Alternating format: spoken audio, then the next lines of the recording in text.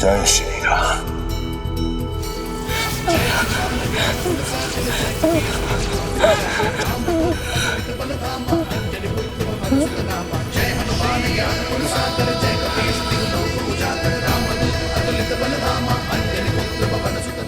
देवी, आप किस भविष्यवाणी की बात कर रही थी? प्रभु, जब ब्रह्मदेव ने रावण को वरदान दिया था तब मुझसे ये कहा था कि जिस दिन कोई वीर वानर तुम्हें युद्ध में पराजित कर देगा उस दिन तुम्हारा उद्धार हो जाएगा और रावण की लंका और अधर्म का विनाश आरंभ होगा।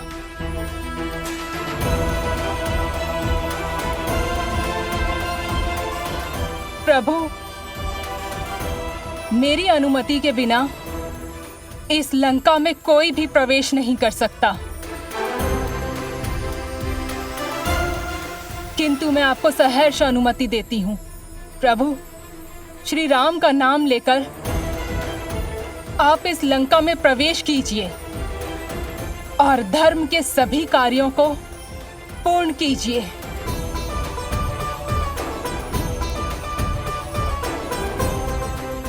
जय श्री राम।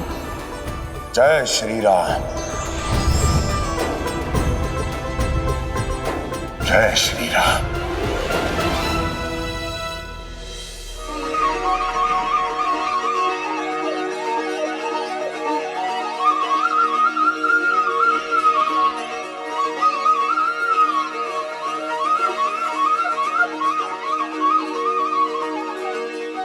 भैया, क्षमा कीजिए, किंतु आप रुक क्यों गए?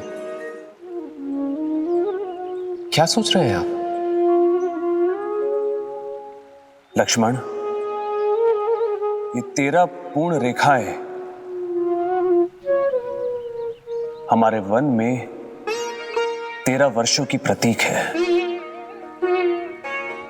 वे 13 वर्ष जब सीते हमारे साथ थी, किंतु अंतिम वर्ष में सीते हमारे पास नहीं है, इसलिए हम भी इस रेखा की तरह अधूरे और अपूर्ण हैं।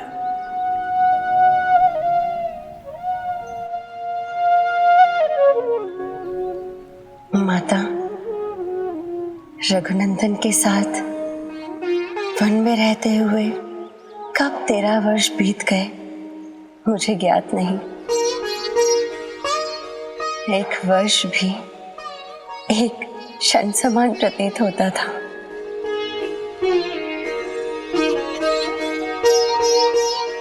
किंतु अब उनसे अलग होते ही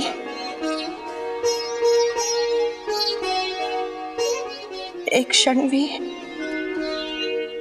एक युग समान प्रतीत होता है। मैं अभी नहीं समझ पा रही मुझसे ऐसी कौन सी भूल हो गई जो मुझे मेरे रघुनंदन से अलग होना पड़ा।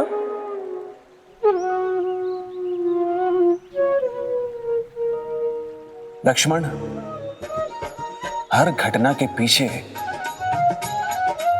नियति का कोई ना कोई कारण अवश्य छिपा होता है। किंतु भैया, हमने माता कैकेयी की आज्ञा का पालन किया, धर्म पूर्वक वन में वास किया। जितना हो सका उतना हमने संभवतः अधर्म का अंत किया।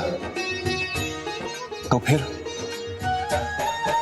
नियति का क्या उद्देश्य हो सकता है जो भाभी सीता को इतना कष्ट सहना पड़ रहा है?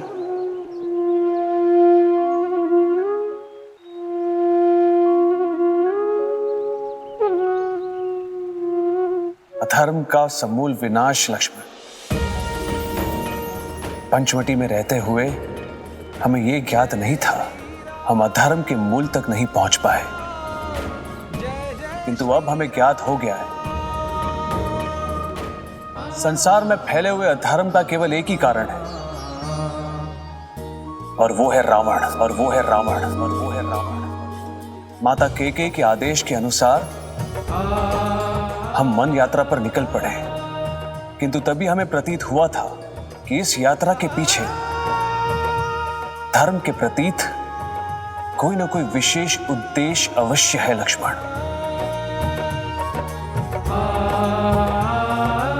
वो उद्देश्य अब प्राप्त हुआ है लक्ष्मण। वो उद्देश्य है रावण और संसार में फैले हुए उसके अधर्म का पूर्ण नाश।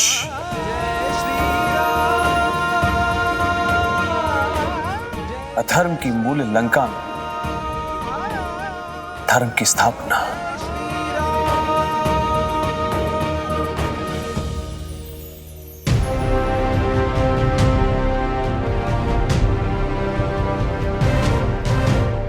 ये 3 पर्वतों पे बसी लंका इतनी विशाल होगी, ये तो मैंने सोचा भी नहीं था। यह तो अनेकों उपवन, अनगिनत महल है। इतने विशाल साम्राज्य में मैं माता सीता को कैसे ढूंढूंगा? एक काम करता हूं, इन असुर सैनिकों से पूछता हूं। सुनिए,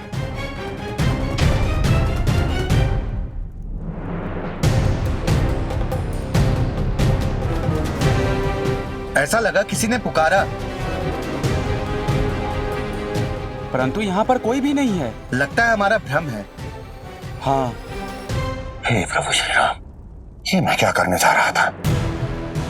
इन असुरों को मेरे यहाँ होने का ज्ञात नहीं होना चाहिए जब तक मैं माता सीता से न मिल लूं, अन्यथा माता तक पहुंचने में तो और कठिनाई हो जाएगी।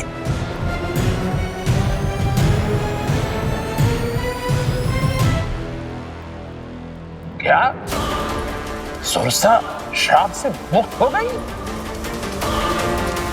सिंह रखा मृत्यु को प्राप्त हो गई और लंकिनी, लंका की रक्षका, उसका कुछ पता नहीं चल रहा है। ये संभव है? ये हो क्या रहा है रावण की लंका में?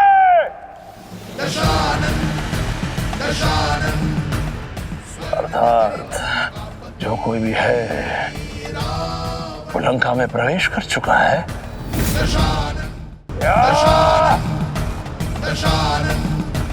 तुम यहाँ पर क्या कर रहे हो?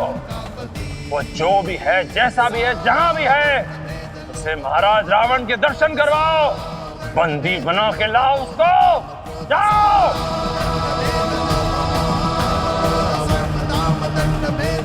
मैं भी तो देखो, समुद्र पार करके लंका में प्रवेश करने वाला राम का ये गुप्तचर है कौन?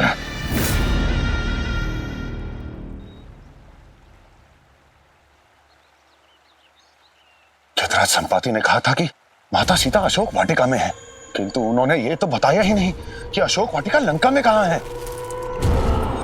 कहां ढूंढूं माता सीता को? सैनिकों, चारों दिशाओं में फैल जाओ और ढूंढो उसे जिसने लंका में प्रवेश करने का दुस्साहस किया है। लगता है इन्हें हमारे आगमन की सूचना मिल गई है। अशोक वाटिका में जाने वाले सभी मार्ग की सुरक्षा बढ़ा दो। वो जो कोई भी है सीता से मिलने अवश्य जाएगा। अवश्य अवश्य, क्यों नहीं जाएगा माता सीता से मिलने? ये तुमने बहुत उचित किया विरूपाक्ष, क्योंकि अब तक मुझे अशोक वाटिका का पता ही नहीं चल रहा था। किंतु अब मैं तुम्हारे ही सैनिकों का पीछा करके अशोक वाटिका तक पहुंच जाऊंगा। जय श्री राम। जाओ। जो आज्ञा विरूपाक्ष, चलो।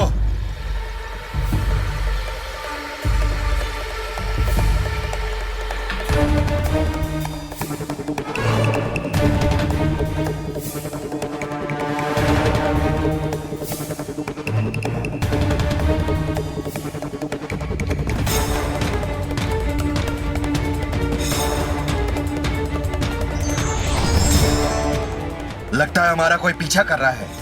अत्यधिक चिंता के कारण लगता है हमें भ्रम हो रहा है।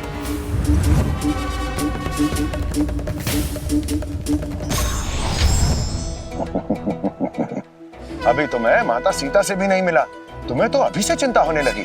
तब क्या होगा जब प्रभु श्री राम स्वयं यहाँ आ जाएंगे। ये तो बिल्कुल मेरे ही सम्मुख आ रहे हैं। अब क्या करूं? कैसे छुपूं इनसे? जय श्री राम। जय श्री राम, जय श्री राम। बताइए कैसे असुर है, इन्हें अपने सम्मुख खड़ा व्यक्ति नहीं दिखाई दे रहा और रावण ऐसे मूर्खों के सहारे प्रभु श्री राम से युद्ध करना चाहता है। जय श्री राम, जय श्री राम।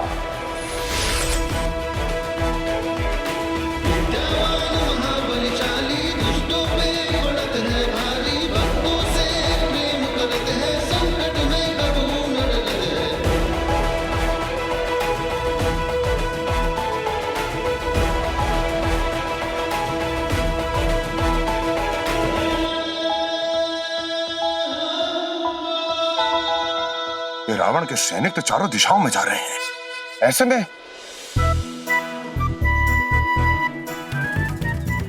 बताता हूं, इन्हें ऊपर से देखता हूं। जय श्री राम, जय श्री राम। ये स्थान सबसे उचित है इन असुरों पर दृष्टि रखने के लिए।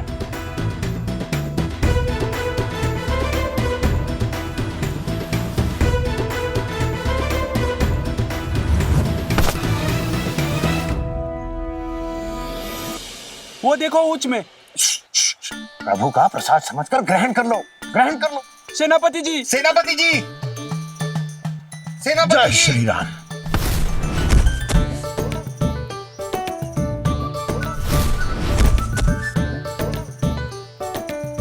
मैंने तो कहा था कि शांत रहिए, किंतु ये असुरी बुद्धि समझे तब ना। अब देख लीजिए विरूपाक्ष, क्या हुआ, क्या देखा तुम दोनों ने? बोलते क्यों नहीं?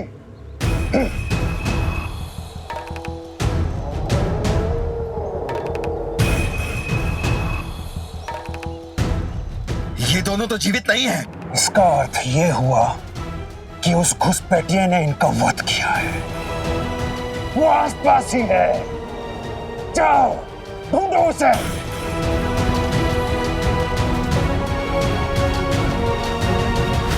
मैंने सोचा था कि इनके पीछे पीछे अशोक वाटिका तक चला जाऊंगा, किंतु ये है कि सबके सब मेरे ही पीछे पड़ गए हैं। अब लगता है ना तो ये कहीं जाएंगे और ना कहीं मैं पहुंच पाऊंगा। तो माता सीता को ढूंढने का कोई और मार्ग ही निकालना होगा।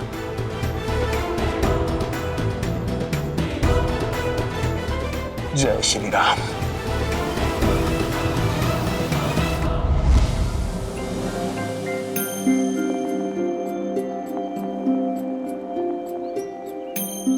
पुत्री, सूचना मिली है कि लंका में कोई गुप्तचर प्रवेश कर गया है।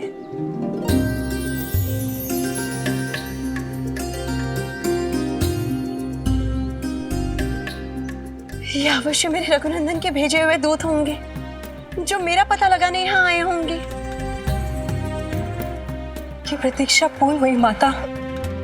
अब शीघ्र ही आपको प्रभु श्री राम का संदेश मिलेगा। किंतु यदि उनके आने की सूचना मुझ तक पहुंची है, तो रावण तक भी पहुंची होगी।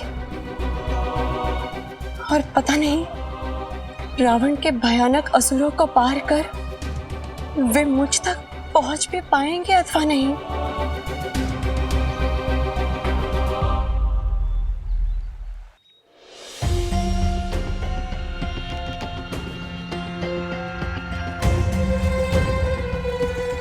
मुझे तो लगा था कि लंका में प्रवेश करते ही माता सीता के दर्शन हो जाएंगे, किंतु लंका की इस भूल भुलैया को पार करना तो समुद्र को पार करने से भी अधिक कठिन है।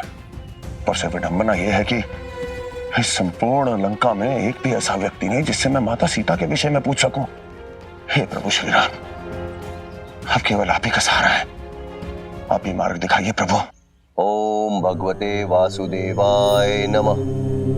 ओम भगवते वासुदेवाय नमः। आपकी इस लंका में ओम भगवान विष्णु का मंत्र जाप नमः।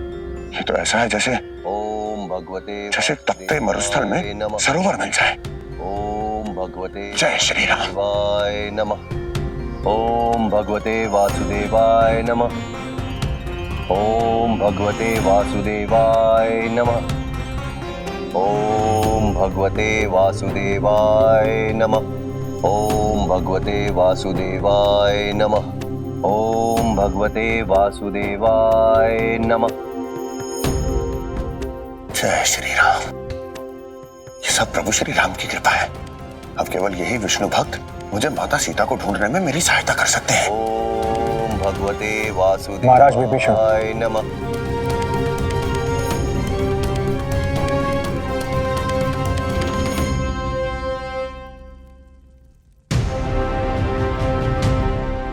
सेनापति विरूपक्ष, आपके आने का अभिप्राय क्या है? क्षमा कीजिएगा, लंका में एक गुप्तचर घुस आया है, हम उसी को ढूंढ रहे हैं।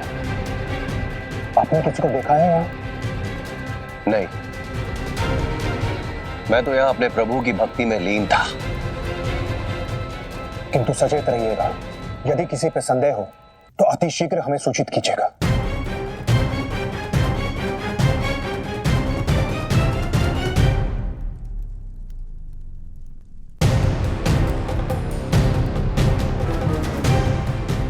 ये विष्णु भक्त अवश्य हैं, किंतु असुरों के संरक्षण में रह रहे हैं, इसलिए असुरों के ही हितैषी होंगे। नहीं नहीं, इनसे पूछना ठीक नहीं होगा।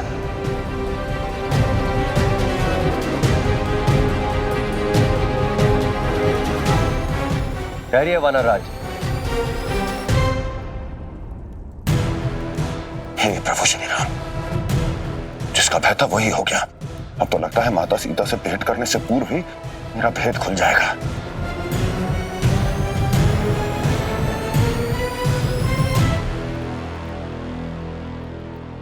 पहली बार अधर्म की इस लंका में धर्म का पालन करने वाले किसी भक्त का आगमन हुआ है। आप मुझसे मिले बिना ही चले जाएंगे? आप मुझे जानते? परिचय तो दिया नहीं है आपने अब तक, किंतु हाँ, इतना मैं अवश्य जानता हूं कि आप उसी श्री राम के दूत हैं जिन्होंने संपूर्ण संसार में धर्म की स्थापना करने का संकल्प लिया है।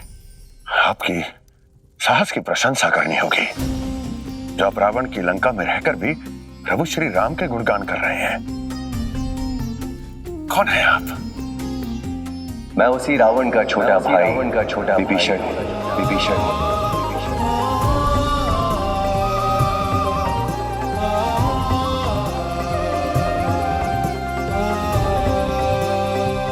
रावण के भाई और एक विष्णु भक्त, ये कैसे संभव हो सकता है? कपिराज, रावण, कुंभकर्ण और मैंने, हम तीनों ने एक साथ ब्रह्मदेव की तपस्या की थी। मेरे दोनों भाइयों के विपरीत मैंने ब्रह्मदेव से शक्ति के स्थान पर भक्ति का वरदान मांग लिया। बस तब से मैं श्री हरि विष्णु की आराधना कर रहा हूं, यहां लंका में वास करते हुए। आप तो एक परम विष्णु भक्त हैं। अब केवल आप ही मेरी सहायता कर सकते हैं। कैसी सहायता वानरराज?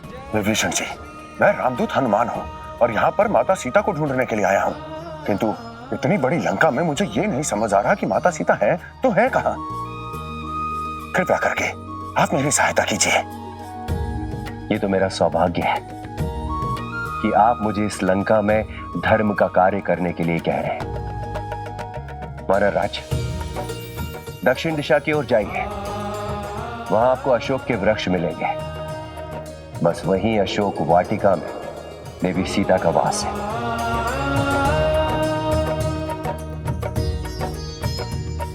विभीषण जी, आपका कोटि कोटि धन्यवाद। विभीषण जी, इससे पहले लंका के प्रहरी यहाँ पुनः आ जाए, मुझे आज्ञा दीजिए। जय श्री राम।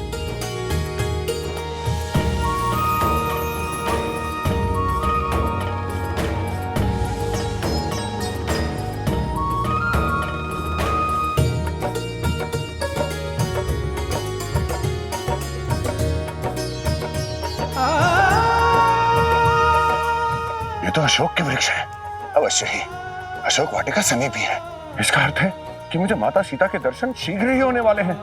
जय श्री राम।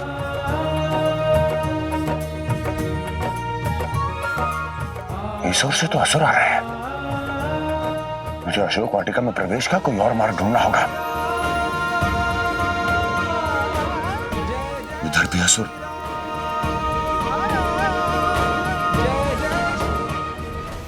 इधर भी असुर, इस ओर भी असुर, इस ओर भी असुर, और यहां तो असुरों का सेनापति आ रहा है। लगता है माता सीता के दर्शन से पूर्व इन सबको इनकी मृत्यु के दर्शन कराने होंगे। आओ।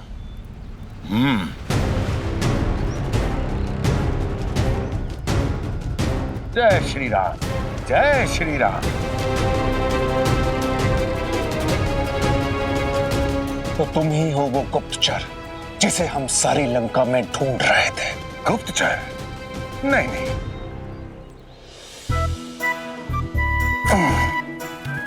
गुप्तचर नहीं। यदि गुप्तचर होता तो स्वयं को प्रकट थोड़े ना करता। मैं तो दूत हूं, प्रभु श्री राम का दूत। दूत केवल संदेश देते हैं, किसी का वध नहीं करते। किंतु तुमने सूसा, सिंहिका, लंकिनी का वध किया है। नहीं, वध नहीं, उनका उद्धार हुआ है। उन्होंने रामदूत के मार्ग को रोकने का प्रयास किया था, इसलिए उनका उद्धार हो गया। और देखो विरूपाक्ष, यदि तुमने मेरा मार्ग रोकने का प्रयास किया तो मुझे तुम्हारा भी उद्धार करना होगा।